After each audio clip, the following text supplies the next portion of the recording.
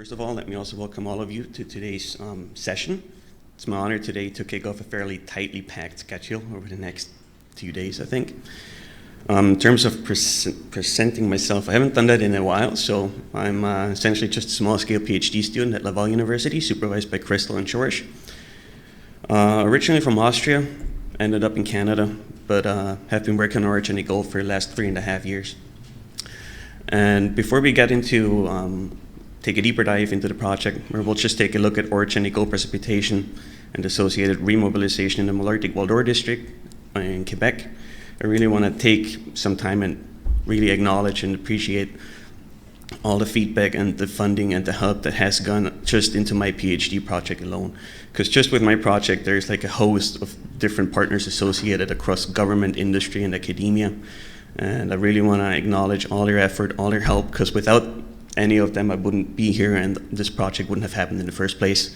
And I also really want to acknowledge Metal Earth for accommodating my project and being so generous with their financial support over the last 3.5 years. So thank you very much, all of it. It's been greatly appreciated.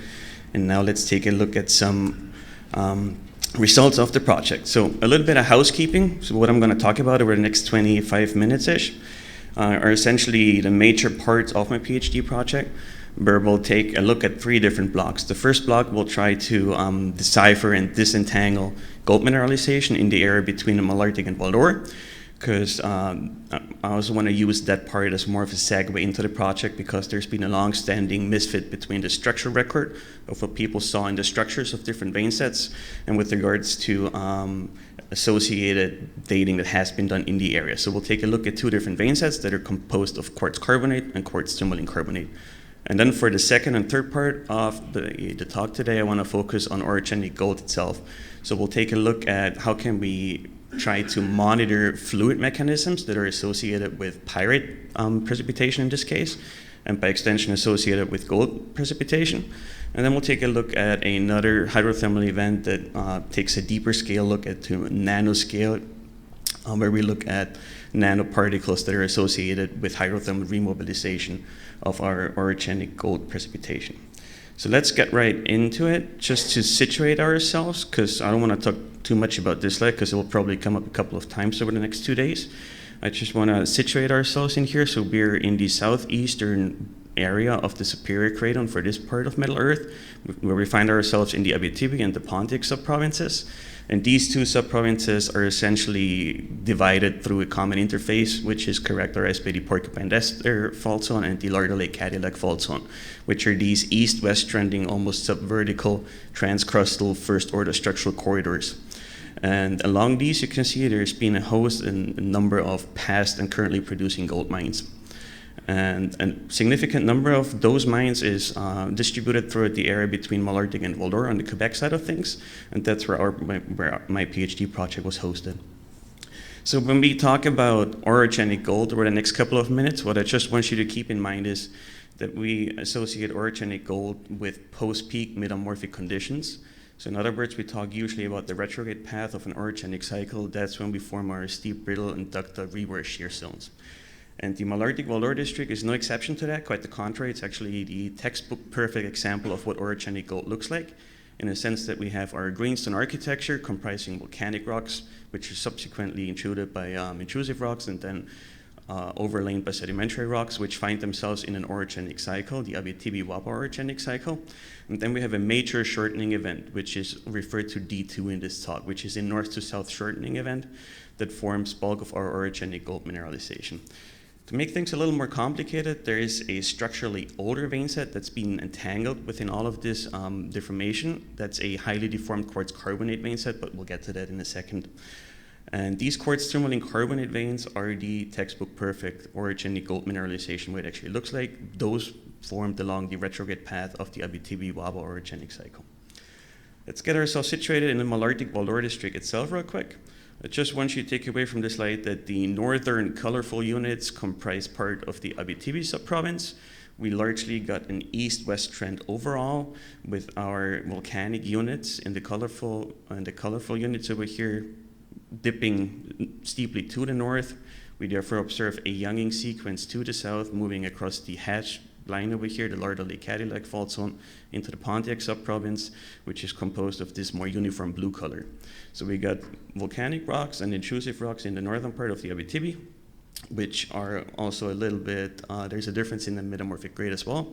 So we got green schist metamorphic grade recorded in the Abitibi, and then upper green schist to amphibolite metamorphic grade moving across the Lardale-Cadillac fault zone, which steeply picks up real quick, moving across the Lardale-Cadillac break into the Pontiac subprovince.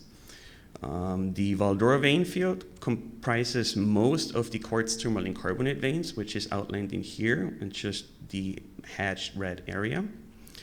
And things are a little easier to understand when we look at a cross-section through here. So that's when we get a better idea of all the different structural fabrics. So just going from the north in the Abitibi across the Lardale-Cadillac fault zone into the south, the Pontic subprovince. So the east-west architecture of the volcanic rocks is largely due to a fold, which is called the La Motte anticline. And that fold hinge is exposed in the northern part of the district, trends east-west, therefore that puts us in the southern limb of the La Motte anticline. Therefore, we have our S-naught somewhat subparallel to the fold hinge. However, we do not observe a lot of structural traces that are associated with this large-scale folding and tilting event.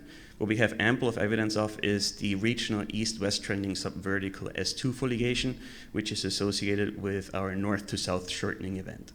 And during that north to south shortening event, we have the initiation of our second and third order splays, schematically indicated on the right-hand side, that come off of our first order structure, the Lardale-Cadillac fault zone. And along these second and third order structures, we have a lot of fluid migration, and along these structures, we then precipitate our quartz tourmaline carbonate veins, or namely orogenic gold mineralization. Along these quartz tourmaline carbonate veins, there is also a dextral reactivation that's observed within mineral stretching lineations, particularly biotite, but that's post-gold deposition. So what's actually the misfit we're talking about? So we've already talked about the gold is associated with a north to south shortening event that can be bracketed between 2660 and 2630 million years, according to the structural record in the area, and is associated with D2.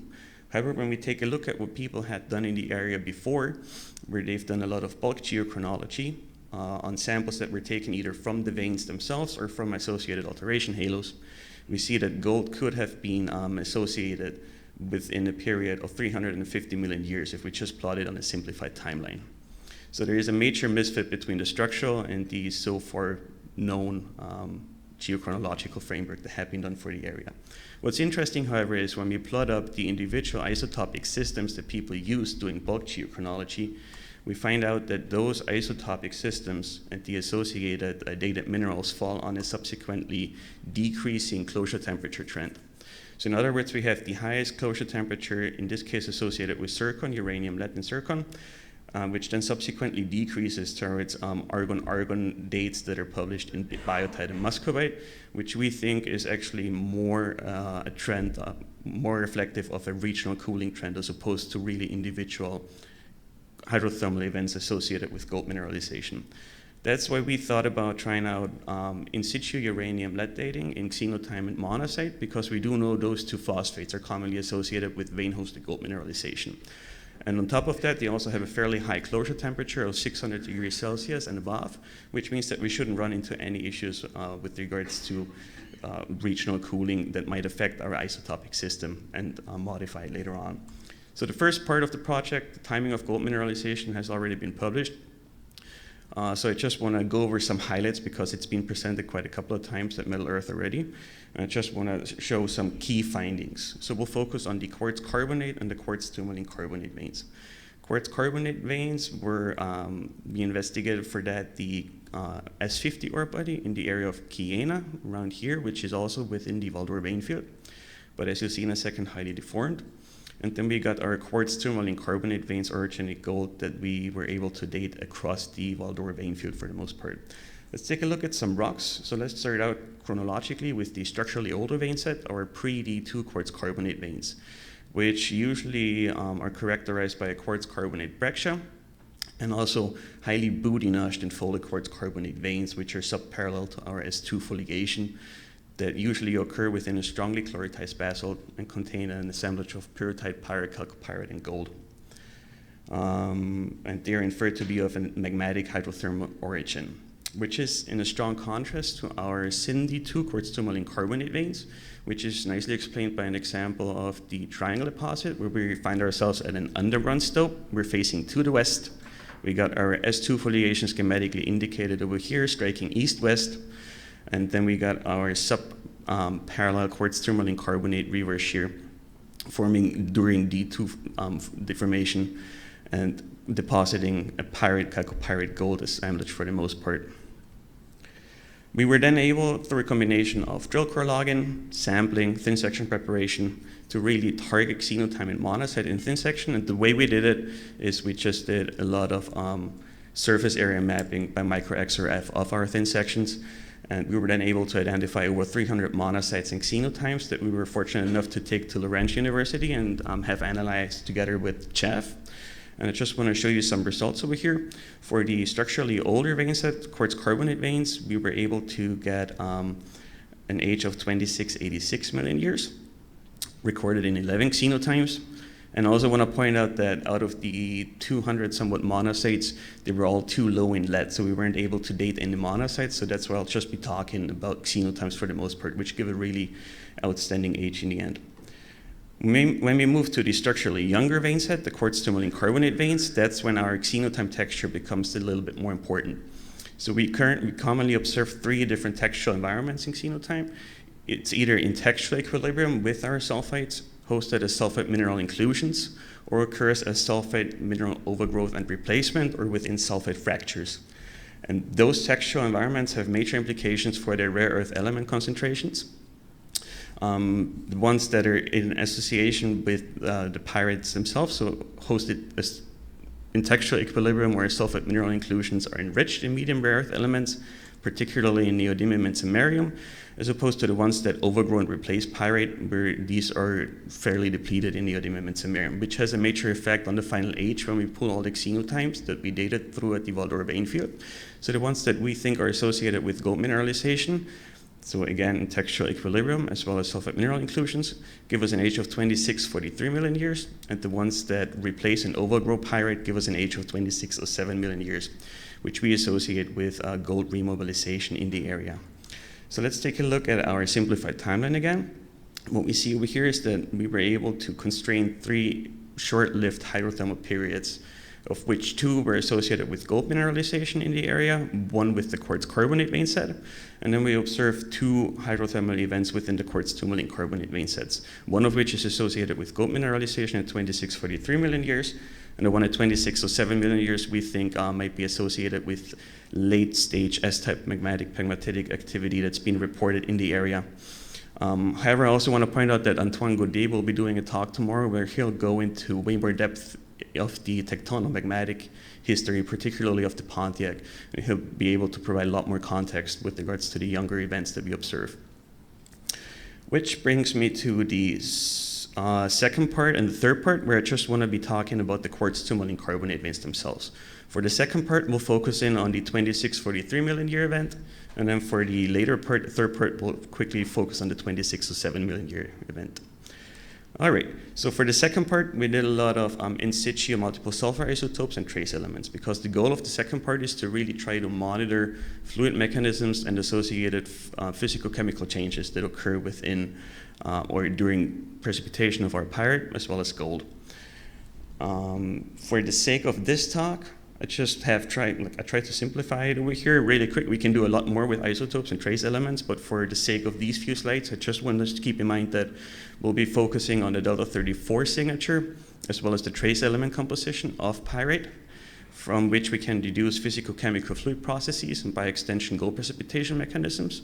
And then to some degree, we'll focus on the capital 33 sulfur and capital 36 sulfur composition, where we can, particularly in the Archean, to some degree make inferences about the sulfur source, whether it's more of an igneous or more of a sedimentary origin that's associated with our pyrite.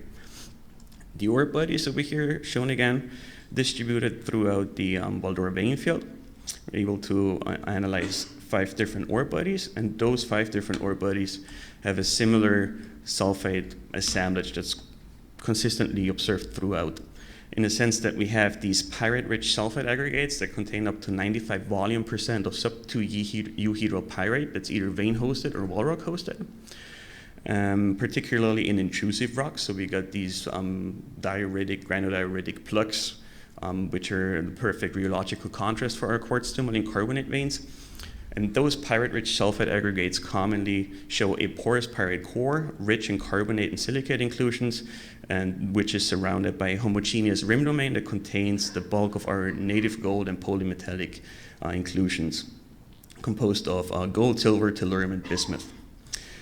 The iron-rich oxides in the wall rocks, they're important for a later part of this talk, so keep in mind that all of those wall rocks are heavily endowed in ilmenite, titanomagnetite, and magnetite, and within the alteration halo of the quartz tourmaline carbonate veins, they lack really strong hematite alteration.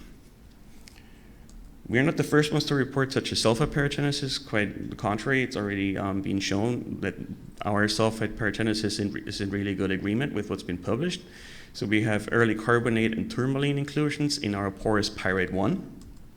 And then we have our homogeneous pyrite domain that contains bulk of the gold mineralization, where we have, again, native gold inclusions as well as these polymetallic inclusions that are rich in calaverite and also contain minor petsite to hesite.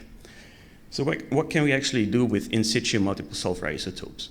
It's really nice because with in situ analytical methods, we can focus on different textural domains and we get a really good spatial resolution of the analysis that we get in the end. So we can really focus on our porous pyrite cores and rim domains and then see if there's any changes in the delta 34, cap 33, 36 sulfur compositions. And we do see a fairly consistent isotopic signature that's associated with pyrite in the quartz tourmaline carbonate veins themselves. So we commonly have a somewhat lighter core domain that's followed up by a somewhat heavier delta 34 sulfur enriched rim domain, all within a fairly negative, fairly consistent negative capital 33 sulfur band that's just ranging between 0 to minus 0.2 per mil. And we want to focus on the delta 34 signature for the most part, because we think that that isotopic shift of up to plus 3 per mil is indicative of a reduction of this fluid sulfur fugacity by the removal of sulfate complexes. And sulfate complexes are of utmost importance because they've been shown to be one of the most important gold transporting ligands in an orogenic gold context. So by extension, we not only remove gold sulfate complexes, but we also remove gold sulfate complexes from the hydrothermal fluid phase. If we then can couple our multiple sulfur isotopes together with pyrite trace elements, we get an even better understanding of the fluid mechanisms associated. So we did the same thing for the laser mapping, where we focused on the pyrite cores and the pyrite rims. Over here indicated our polymetallic inclusions. And we analyzed 34 common analytes in pyrite, and besides the one that are associated with gold, so namely gold, silver, tellurium, and bismuth, we were only able to detect cobalt, nickel, arsenic, selenium, and antimony, well below 1 weight percent. So we really talk about trace element poor pyrites for the most part. And those are distributed as follows. Within the pyrite core, we commonly have localized concentrations of cobalt and nickel, which is then followed up in the rim domain with weakly oscillatory zone cobalt and nickel, which we think is indicative of a decrease of the oxygen fugacity in our fluid phase. When we put the isotope work and the trace element work together, we really can come up with a nice mechanism which we think is attributed to fluid wall rock interactions for the most part. So in other words, we're talking about fluid desulfidation, wall rock sulfidation, by the replacement of our ilmenite, titanium, magnetite, and magnetite in the wall rocks. But then again, we also got to keep in mind that during the formation of our reverse shear zones, we entrain wall rock slivers, and we think that those wall rock slivers are the perfect nucleation site for our pyrite aggregates. So in other words, we got a decrease in oxygen and sulfur fugacity, removing gold sulfate complexes, which by extension decreases gold solubility, which is a little bit different from what has been put forward for a lot of other orogenic gold systems, where people frequently invoke fluid immiscibility and phase separation, as well as in arsenic-rich environments, arsenic-gold redox reactions. However, we are able to show that the arsenic content is important in the sense that we are showing the reverse, that a low arsenic concentration of 600 ppm and less results in inclusion-hosted gold, as opposed to invisible gold associated with oscillatory zoned arsenic in pyrite. We not only decrease our sulfur and oxygen fugacity in the fluid phase, we also decrease our tellurium fugacity. And that one is kind of interesting because when we decrease the tellurium fugacity, we move from a initially more gold-bearing towards increasingly silver-bearing tellurite speciation. So we start out with gold-rich calorite and then end up with a silver-rich phase of hesite in the end. So in the end, it's a coupled decrease of oxygen, sulfur, and tellurium fugacities that are associated with gold formation in the quartz tourmaline carbonate veins through fluid wall-rock interaction. Which brings me to the final part of this talk, where I'll just touch on hydrothermal remobilization and nanoparticle formation, where we've done transmission electron microscopy on sulfate fractures that are associated with the 26 or 7 million year event. And why are those important, particularly in an orogenic gold setting? Because recently it's been shown that nanoparticles have been observed quite commonly in such an environment. And those nanoparticles can be of really high importance when it comes to precipitating high-grade gold deposits from a carbon-rich fluid phase, which then begs the question, what about nanoparticles associated with hydrothermal remobilization? Because we do know that throughout an orogenic cycle, we have multiple hydrothermal pulses that can be associated and overprint our orogenic gold veins. So for this part of the study, we went to the Goldex and plug number 4 ore bodies because we saw a really nice contrast in inclusions, particularly in size. So plug number 4, we got these tens of micrometers large inclusions hosted in our pyrite rim domain. And in Goldex, we got almost those nanometer scale calorite inclusion trails. And then consistently throughout the entire vein field, we observed these late stage fractures that contain a similar bismuth, tellurium, gold, silver assemblage. We were able to drill out TEM faults of both of those textural environments, and just want to show you some of the results over here. So for the polymetallic inclusions, we observe a really homogeneous sharp contact and an undisturbed texture. Those inclusions are not lattice bound and they are rich in calaverite for the most part, which is in strong contrast to our pyrite fracture environment, where we got a similar bismuth tellurium assemblage, also gold and silver associated with it, but we lack calaverite for the most part. And not only that, we also get this interstitial void, which is commonly filled up with amorphous carbon, oxygen, and in some cases minor nitrogen, together with the pitted texture that we observe in bismuth and tellurium. And not just the pitted texture, but we also observe fissures and pores within the bismuth tellurium phase, which we think when we combine our textual evidence with the analysis that we did, because within the amorphous carbon phase, we then observed colloidal bismuth tellurium nanoparticles that are associated and got a despacing of 2.9 angstrom, which is roughly a ratio of bismuth to tellurium of 1:1 and reflects 2 moide. And we think that those nanoparticles actually could have formed together with our textual observations through interface coupled dissolution reprecipitation of calaverite.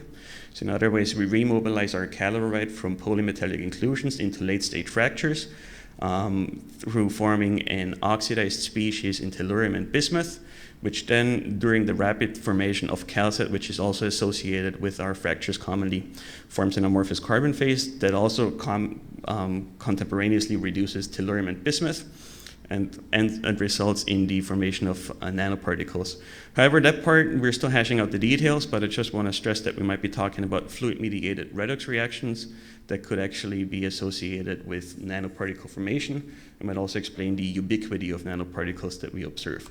Having said all of this, I want to conclude with this slide, and I just want to point out that orogenic gold really is the result of multiple processes operating at multiple scales at the same time and through different periods during the geological record of an orogenic cycle. Usually short-lived hydrothermal events, as we've shown with our dating part. Then we think for the pyrite formation part itself, that fluid desulfidation and wall-rock sulfidation are the main drivers for forming our pyrite through a coupled decrease of oxygen, sulfur, and tellurium fugacities, resulting in efficient gold precipitation. And we think that that mechanism might be particularly important in arsenic poor environments, so our key and greenstones for the most part. And we might be able to focus our exploration targets where we got a lot of intrusive rocks that are rich in iron oxides, for example. And last but not least, we're talking maybe about fluid-mediated redox reactions that are associated with the formation of nanoparticles. which might explain the ubiquity of nanoparticles to some degree, even though they are highly complicated, as we all know. And I want to finish on this note, so if there is any potential employer in the room, because I'll be looking for a job later this year, so I just throw it out there, like, if you're interested in working with me, or just chat me up, hit me up. So thank you very much for your attention.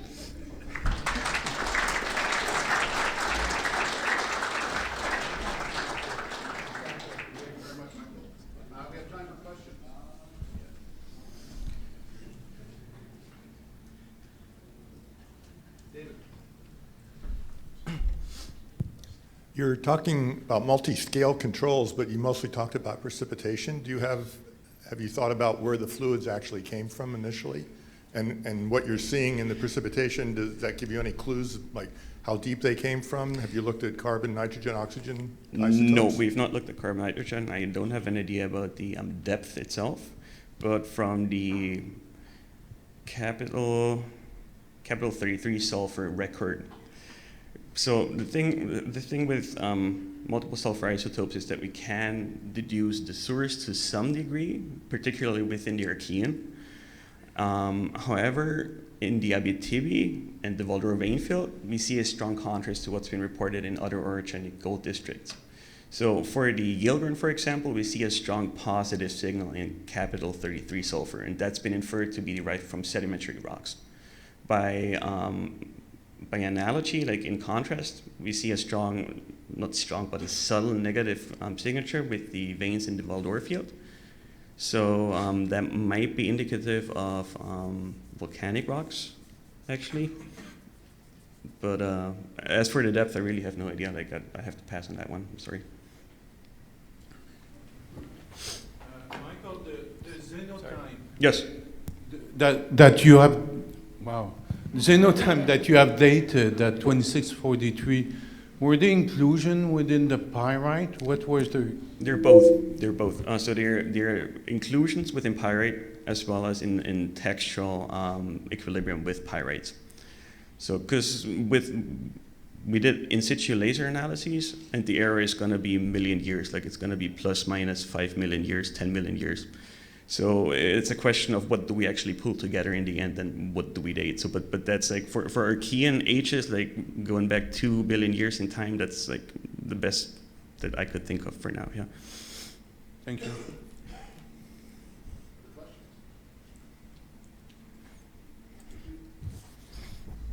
You mentioned about the tellurites. Is there a kind of a textural or geochemical approach where you can predict what systems could be more gold tellurites? That's in particular important for the metallurgy of gold deposits? For the metallurgy? Well, I mean, what you can do is just a lot of microprobe analyses on your inclusions themselves, so that will give you a good idea of what the concentrations and the proportions are already. So you'll have to go to the microanalysis. Yeah. No way to predict these systems will be more tellurite. Well, it depends on your analytical methods, right? Because you always got to think of the spot size, and those are like tenths of micrometers, so you probably pick up some proportions of gold, silver, bismuth, and tellurium. But as for the exact precise, you probably, I don't know, take a look at a statistical method, kind of, yeah. Yeah. One more.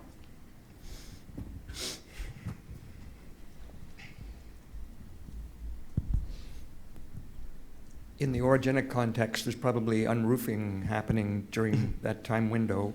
I'm just wondering if the decreases in sulfur oxygen fugacity could be related to pressure decreases as the rocks lose their topographic load. Mm-hmm. Thank you. That's a pretty good comment. Yep.